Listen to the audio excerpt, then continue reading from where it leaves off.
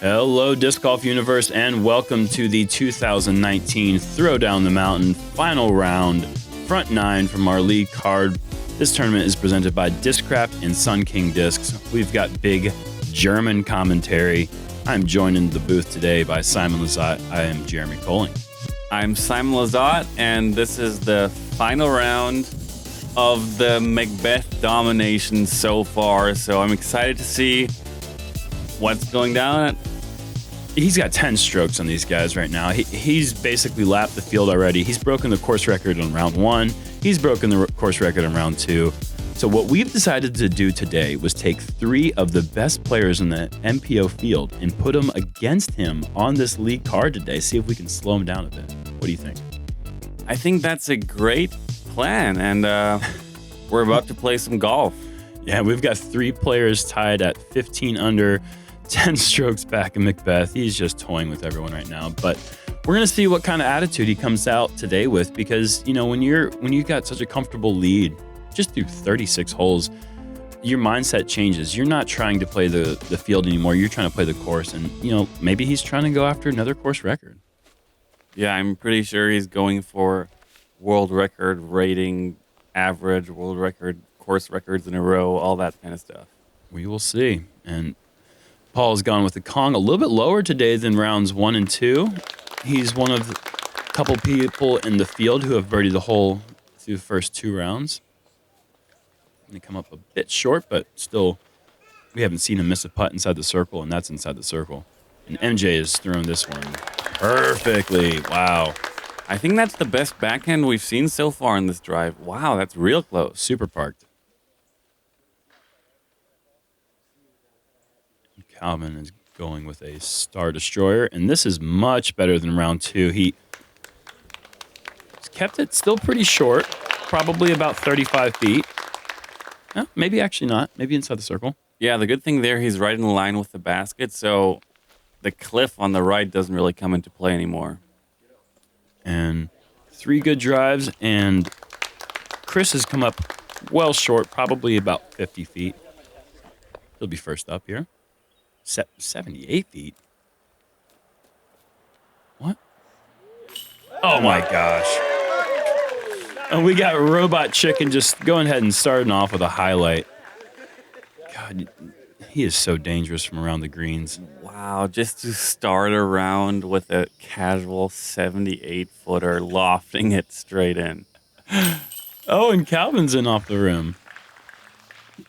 Wow, do we see maybe another potential star frame on hole one? I may have spoke a bit early in round one when we saw a star frame on this hole, saying that it would not happen again. But it's going to happen again, folks. MJ is way too close to miss that putt. That is really impressive. McBeth getting birdies on hole one all three rounds. Don't let the 360 feet fool you. This is every bit of a 400 to 430 foot sidearm up the hill. Excellent star frame from our group.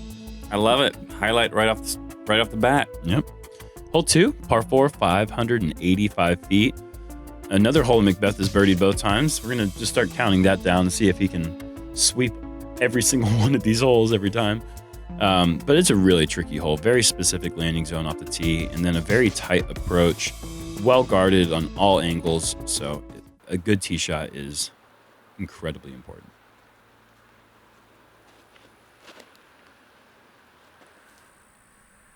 And that's good. It's going to be right in that area he's been all three rounds, right in that little casual murky pond ditch area. Yeah, it's really looking like he's barely even trying to throw the disc, just putting himself in position, and he's still going to be further than most players. And MJ with a low line. This is zipping across the fairway.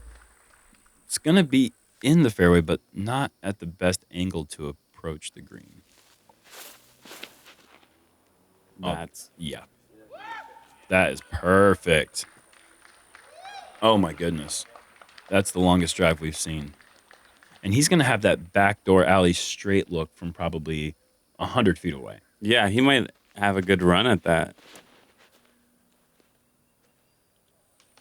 Oh, just a fraction off. Very friendly kick there, though. He can't really complain there. Got to kick into the middle of the fairway. And from here, it's still attackable. All you got to do is put a little bit more zip on it, give it some height, and this looks great.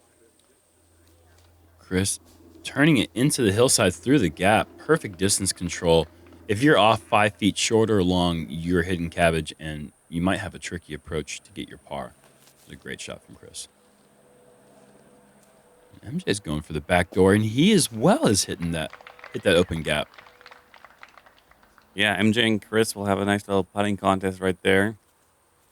McBeth just getting his casual relief back, and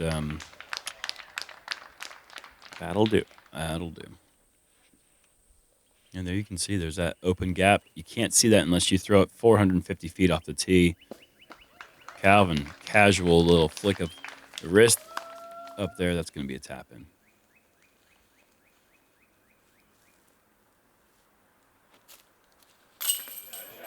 Chris, the contenders, ladies and gentlemen, back-to-back SloMez's. And back-to-back outside the circle putts, back-to-back jump putts. Oh, yeah. He's good. Yeah, he's good. So is he. We're going to see back-to-back star frames. Hole 1 was playing at just under par for the first time all weekend at 2.98. Hole 2's hard, folks. This average is 4.23. Not many threes on the day, and these guys just are sweeping the course, making it look easy right now. Hole 3, another par 4, 480 feet. Just a little shot down the mountain, trying to get to the road here, preferably on the right side of the road to make your angle a little bit easier to access the green. Once you get on the road, you have to make sure you keep the disc low and away from that pine tree that's on the right, and also away from the barbed wire fence on the right.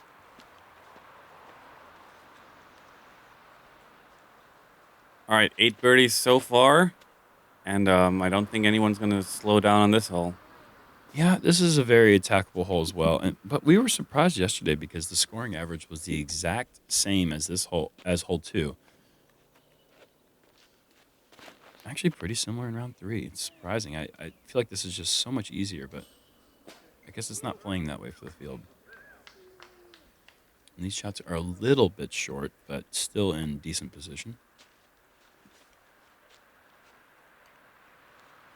I believe Calvin is throwing a Cayman. And that is pretty fortunate because that was way past the hillside, but you know that you're going to get that reaction off that slope most of the time. Yeah, playing the backstop here is not a bad play, and hopefully it'll trickle down. The right side of the road is really also the better side. Oh, and Chris, trying to cut off a little bit by going inside, has caught one of the early trees, and now you are in, how can I save, par position. Or, yep. Oh, that needs to stop. Rolling. I believe it has.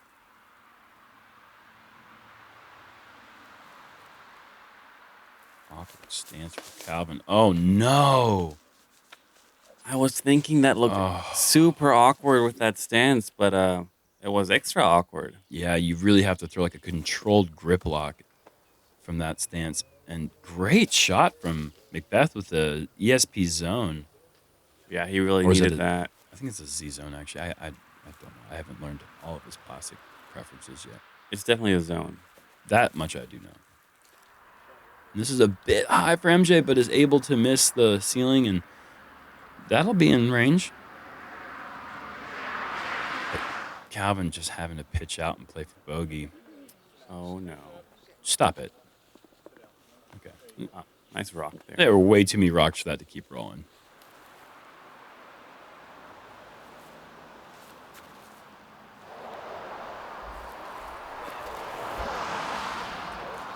Unfortunate bogey for Calvin.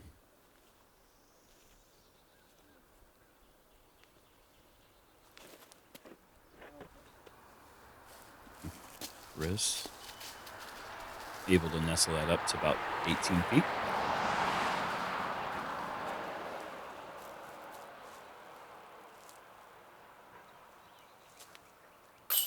Oh, knew it wasn't in when I saw MJ's head stay up the whole time. Yeah, that is It's almost like a spoiler every time you just look at MJ. You know if it's in or not. It's like a 1 second long spoiler. Oh, McBeth trying to spoil the perfect round. McBeth goes 3 for 3 on hole 3.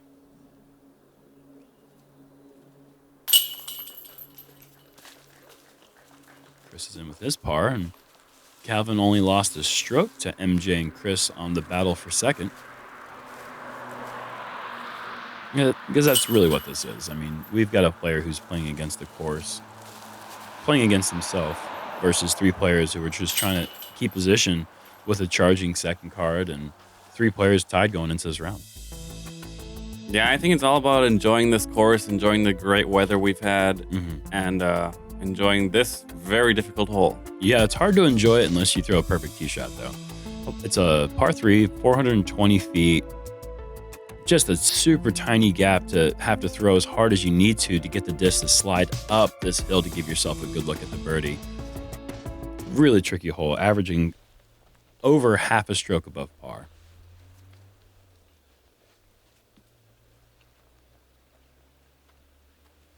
McBeth going with a Z force and throwing that almost exactly the same way he threw it in round 2. But there's going to be 50 feet up the hill left for him to get his birdie. Yeah, it's still a really, really good drive. And Jay keeping that as wide as he needs to. Great drive. Again, long putt.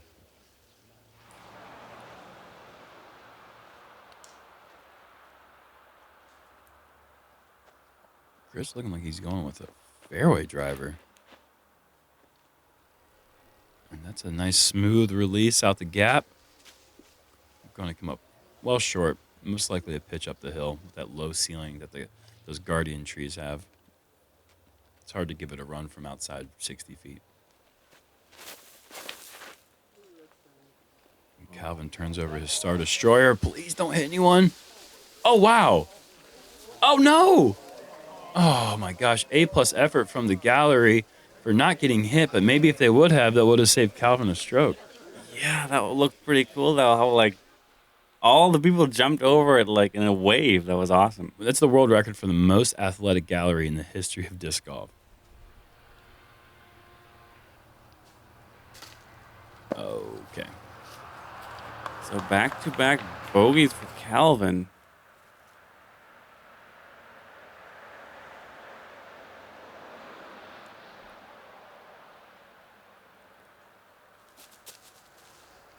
Chris indeed tried to give that a run.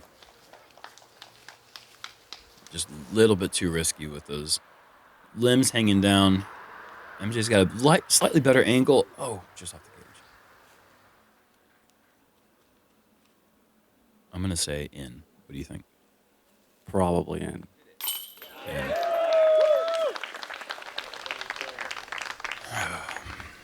It was right in the middle, too. So good, man. Oh, my gosh.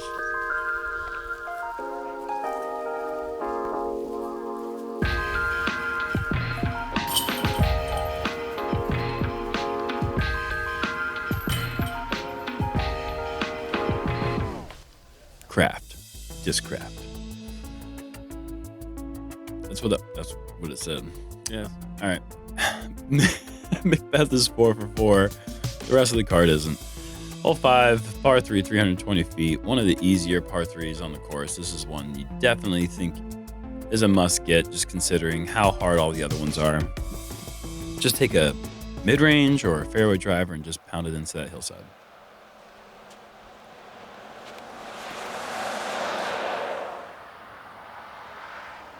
Paul throwing a pretty overstable buzz here and throwing it pretty perfectly. I mean, crashing into that left side above the basket, like you're going to end up in the circle and having a pretty easy putt every time. MJ, a little early with that comment. We saw a similar problem in round 2, but that will be up there within hippie range. And we've got Robot Chicken here. throwing another early release. That putt gets really hard. Not only do you have to get over the pampas, you gotta get underneath the pines. Really tricky up and down. Calvin, I believe this is his Luster Rock 3. It looks definitely like a Luster Rock 3, yeah. And you can see right here how tricky this putt is. MJ up and over, but not in. Somehow I just keep staring at MJ when he putts. I think it's a good thing to do. I mean, that's what I do. Oh, and Chris up and over, but not in as well.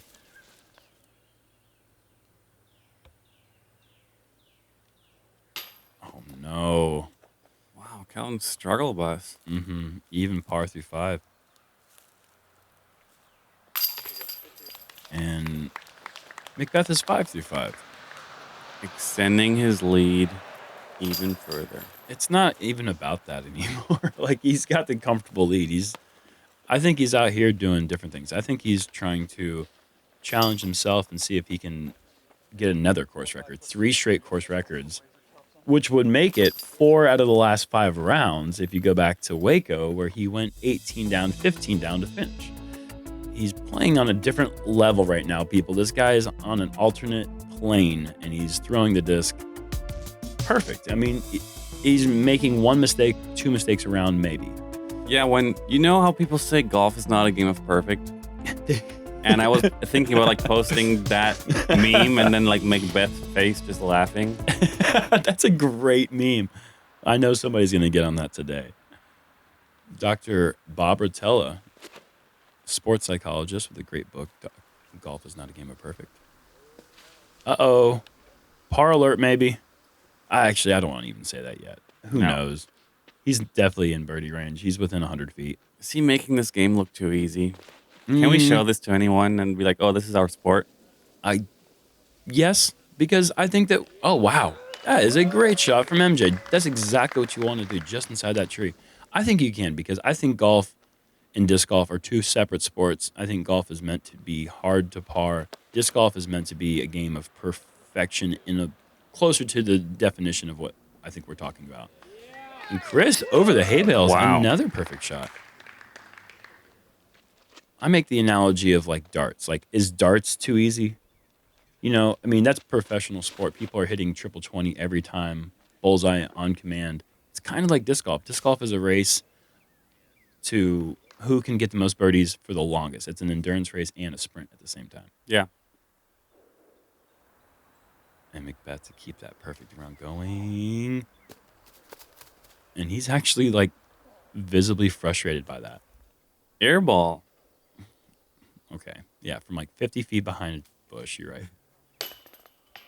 Oh! Every part of the basket but in.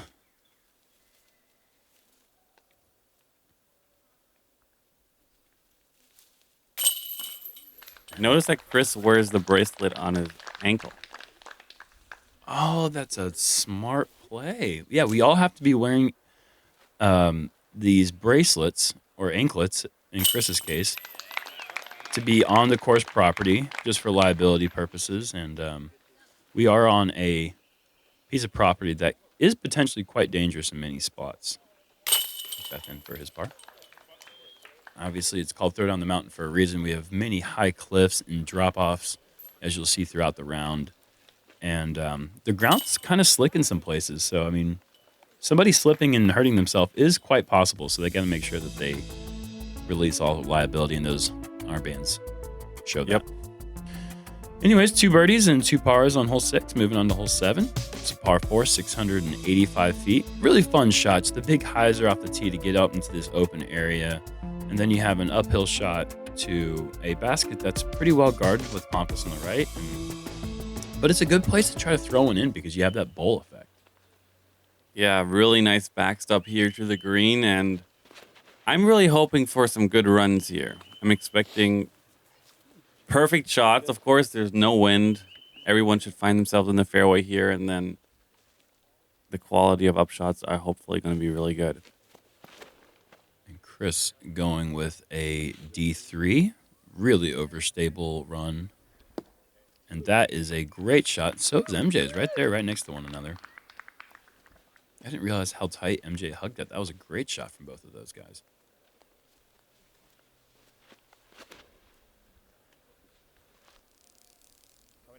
And this is just the level of confidence that Paul's playing at. He's easily taking off. He's throwing about 40% off the tee there. Yeah. Just to put himself in position, a longer approach, but probably still get the same result. And that is really good looking shot from Cal. Goodness gracious. That dude just hammers a disc, doesn't he? Yeah. He has more commitment to his drives. Like, he will never not throw hard enough. Mm-hmm. I agree with that. Okay. Pretty good. Good correction from yesterday there. And this looks to be a PA4. Chris throwing a turnover putter shot into the green. Good enough. MJ actually going with the Comet.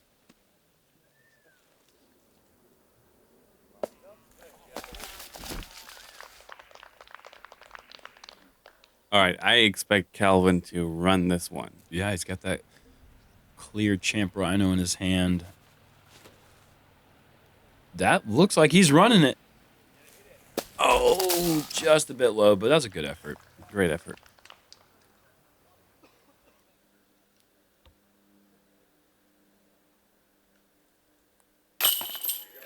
Calvin from the edge of the slope. I want to apologize to the fans. Yesterday, Simon and I were so excited by Paul's putt on hole 14 that we missed the SloMez graphic.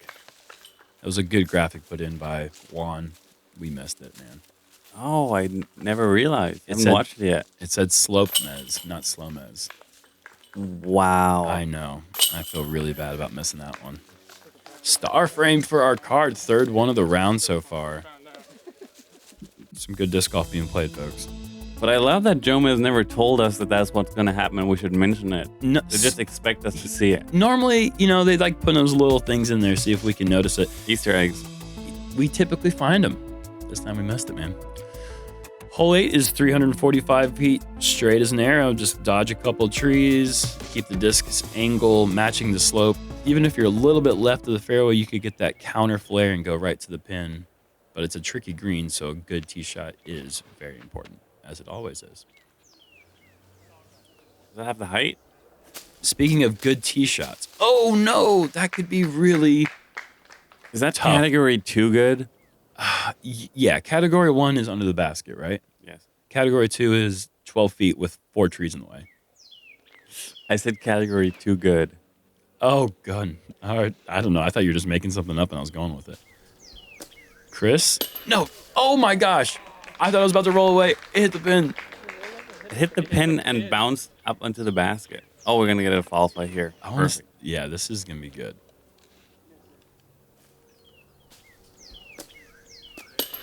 Oh, my God. That's awesome. Oh, that's really, really cool.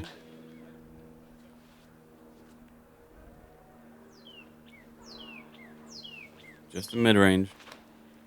For him. Left side. Perfect.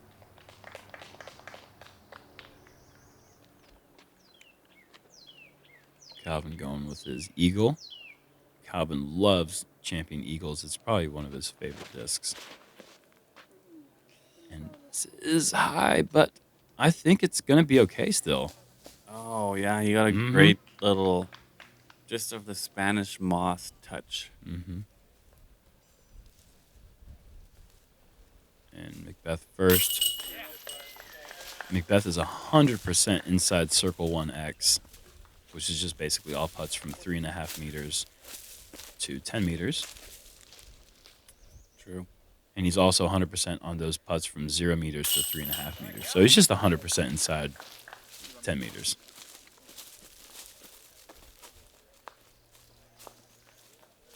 Chris will go ahead and tap in and give MJ. Oh, gosh. I'm curious what he's going to have here. Yeah, come on. Actually, it doesn't look like he's got that much NoMez. And there you go, folks. There's a little check-in. We've got McBeth 7 down through 8 holes, and everyone else is just somewhere else.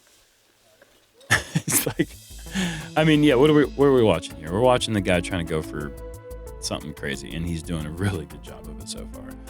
Hole 9, last hole in the front. We got par 3, 440 feet. Sets up beautifully for a backhand turnover. Or, oh, really, that's really it. I mean, I don't really know what else you can do. There's a tree right in the middle that makes it hard to go straight at the pin. You've got to keep it wide. You got to keep the disc turning over. MJ's going with the Z crank. Oh, look at this thing bend. Wow. So pretty. Man.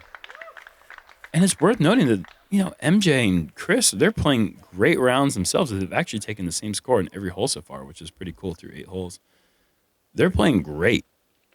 Yeah, this is one of the holes that I never got through the entire tournament. So, and I've seen it doing the commentary birdied like so many times. So it just made me feel pretty bad. You should feel bad, Simon. You should feel really bad. I know. No, it's an incredibly hard hole. You should not feel bad. These guys are just doing really, really, really great things. It's like 5 reallys.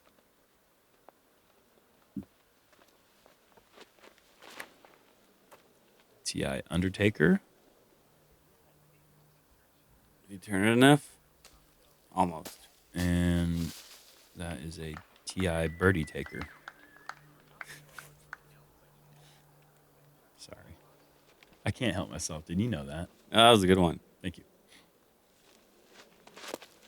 Calvin Star Destroyer, and he threw it a little too hard in round 2. He may have made the correction. No, just a bit too fast. He's just overcooking that angle. If he just goes a little bit slower, I think he could get this hole with the flippy eagle, but it doesn't matter now.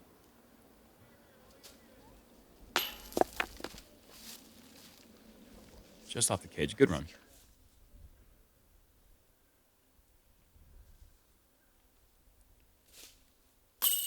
Oh, and Chris just off the chains to the left. First time we've seen him miss a putt.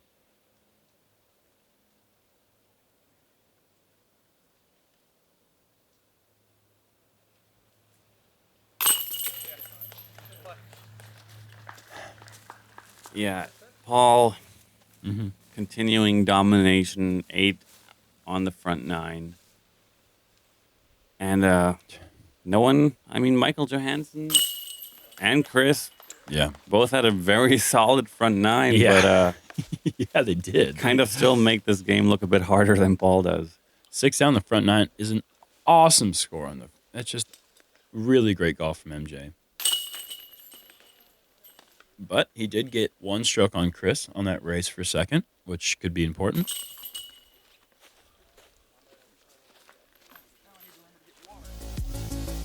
And that concludes the front 9 as we see MJ and Chris Dickerson in the most heated battle we're going to see all weekend, battling it out for second place. Yeah, don't count Calvin out yet. He can shoot 10 down on the back 9. Sure. I mean, Calvin's definitely not out of it.